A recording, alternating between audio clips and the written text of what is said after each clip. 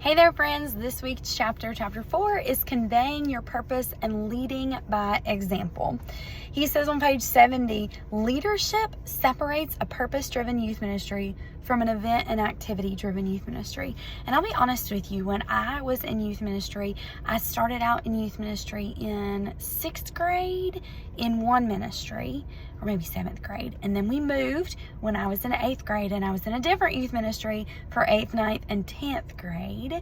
Then we started attending a different church, but we really attended 2 different churches, one on Sundays and one on Wednesdays. So then I was in 2 more different youth ministries. And just to top it all off for good measure, there was a local church that had a mission trip to Bolivia, and I was studying Spanish at the time. So I got involved in their youth ministry as they were going on that trip. So that's like 5 or 6 different youth ministries that I was an active part of from the time I was in 6th grade to 12th grade. Now, some of those youth ministries were very event driven. We went from one event to another.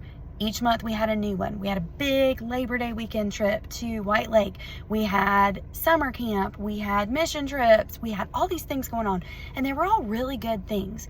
But I don't remember being actively discipled in those early days of youth ministry. It wasn't until I got into youth ministry in 8th and 9th and 10th and 11th grade that I really began to understand that my job as a Christ follower is not only to live out my faith, but to begin to disciple other people, even as a student. And that was life-changing for me.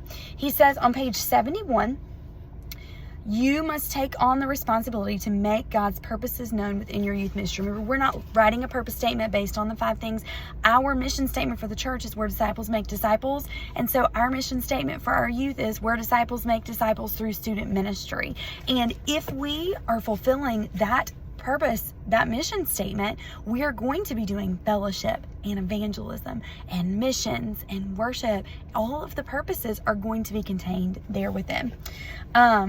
We need to be able to explain why we're doing what we're doing. For example, we're doing a youth camp this summer in-house. So instead of going away to youth camp and instead of having church on Wednesday nights, there's no children's ministry, there's no adult ministry on Wednesday nights during the summer. So rather than us being the only people at the church on Wednesday nights, we're doing an in-house youth camp on Wednesdays from 9:30 to 4 p.m. We're going to do mission projects. We're going to do fun events. We're going to have large group lessons. We're going to have small groups with just guys and just girls. We're going to feed them lunch. We're going to go do fun things, and we're going to focus on scripture memorization. But all of those things are going to focus our attention on making disciples who make disciples through student ministry. So that's why we're doing it. On page 74, I thought this was really good and connects with our current sermon series. Halfway through the 52-day project, Nehemiah had to remind them of their purpose.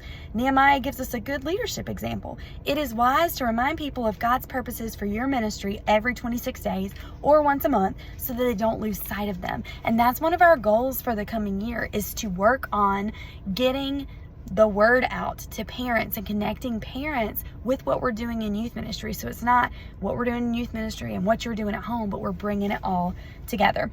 On page 77, I highlighted basically the whole page about manage your time by the purposes. And that's something I really struggle with, because sometimes things come up and I'm like, oh, I really need to focus on that. But do I really? I need to put my time and energy into what is going to help us move the youth ministry forward, to make disciples who make disciples through student ministry. Page 79, he says, most people don't like change. Do you like change? I don't. I'm not a fan. But he goes on to tell us why. Change creates conflict and will put your leadership to the test. There are going to be people that come to you as a youth ministry leader, as a volunteer, and they say, well, I really think we should do da-da-da-da-da-da.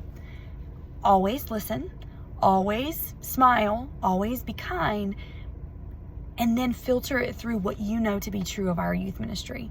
Does it help further the purpose of making disciples who make disciples through student ministry?